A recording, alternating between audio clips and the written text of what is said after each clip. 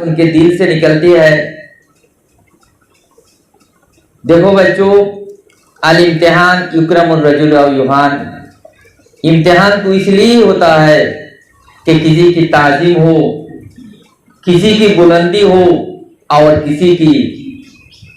سر جھکے، کسی کی پستی ہو اور کسی کی بلندی ہو۔ جو محنت کرتا ہے لیس للانسان الا ما سعی، جو محنت کرتا ہے اس کے لیے ایسا کوئی چیز دنیا میں نہیں ہے جس کو وہ حاصل نہیں کر سکتا۔ اسی لیے میں کل چند بات تمہارے سامنے پیش کیا اور میں اپنے آپ کو خوش نصیب سمجھتا ہوں کہ میں اس مدرسہ کا استاد حافظ مولانا مفتی ضیاء الرحمن صاحب سے تھوڑی دیر پہلے تم کو خطاب کرتے ہوئے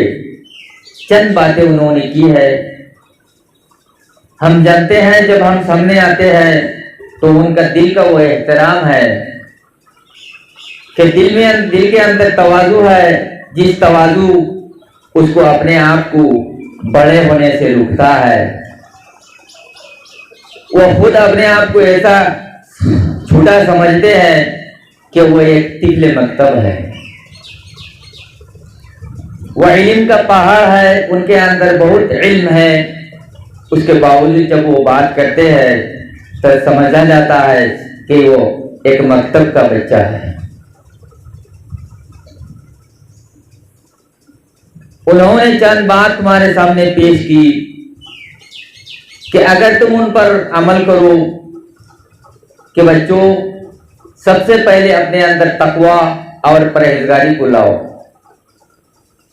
تقوی نام ہے اس چیز کا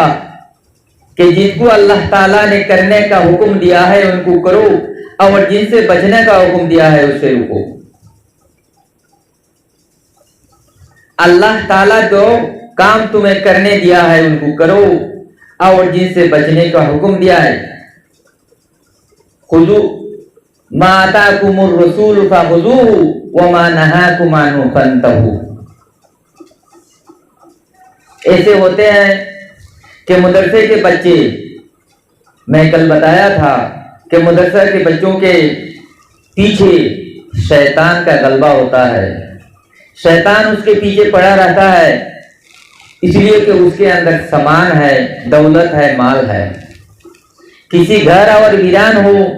کوئی سامان نہ ہو تو اس کے پاس کوئی نہیں جائے گا کہ اس کو لوٹے، لٹیرے اس کے پاس نہیں جائے گا، جائے گا تو اس کے پاس جس گھر میں اگر جائے گا گھسے گا تو اس سے اس کو سامان ملے گا، مال ملے گا، سونا چاندی ملے گا۔ تمہارے اندر سونا چاندی چھپے ہوئے ہے، ہیرا چھپے ہوئے ہے، موتیاں چھپے ہوئے ہے، جس کو وہ خراب کرنے کے لیے تمہارے پیچھے پڑا رہتا ہے۔ اسی لیے بچوں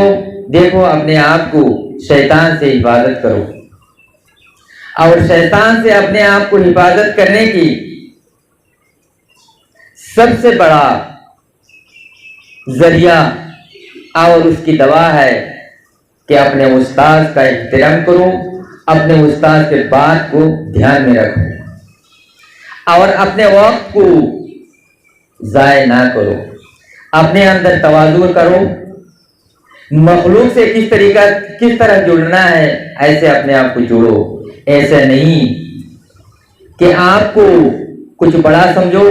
جو بچے انعامات سے مستفید ہوئے، یہ بچے اپنے آپ کو ایسا نہ سمجھے کہ میں تو انعام پا لیا، مجھے تو وظیفہ مل گیا، میں بہت کچھ ہوں، مجھے ابھی محنت کرنے کی ضرورت نہیں۔ یہ نہیں، الوقت اثمن من الذهب والفضة، وقت سونا چاندی سے زیادہ قیمتی ہے۔ اگر اپنے وقت کو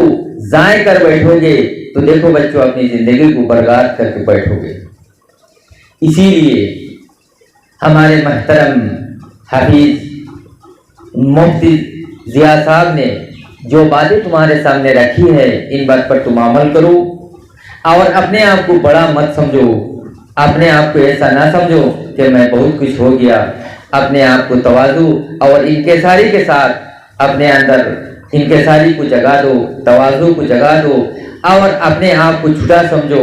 اور علم کے لیے گل جاؤ، چو شما از پائے علم باید گدا کہ بے علم ناتوا خدا را شناس۔ شاعر نے تو خود کہا کہ چو شما از پائے علم باید گدا کہ بے علم ناتوا خدا را شناس۔ علم کے لیے تو ایسا گلنا پگھلنا چاہیے جیسا آگ سے موم بتی پگھل جاتا ہے۔ آگ کے سامنے موم بتی کو رکھ دیا جائے جس طریقہ سے وہ پگھل جاتا ہے، تو علم کے لیے اپنے آپ کو ایسا ہی پگھالو،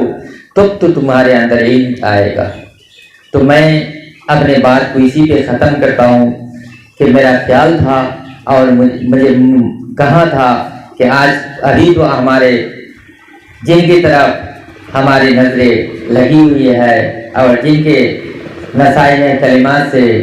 اپنے آپ کو نوازنے کے لیے ہم انتظار سے بیٹھے ہوئے تھے، حضرت شیخ نور محمد صاحب دامت برکاتہم العالیہ،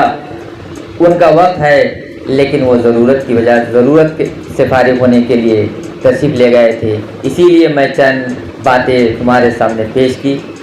میں بغیر تاخیر کے حضرت کی خدمت میں اپنے اس پیغام کو پیش کروں گا اور حضرت اپنے نسائی کلمات سے ہم کو نوازیں گے۔ اور یہ نہیں کہ حضرت کو اردو زبان میں ہمارے بچوں کو سمجھنے کے لیے بنگلہ زبان میں کہیں گے تو اچھا ہی ہوگا، لیکن ہمارا مدرسہ کا حضرت تو واقف ہے ہی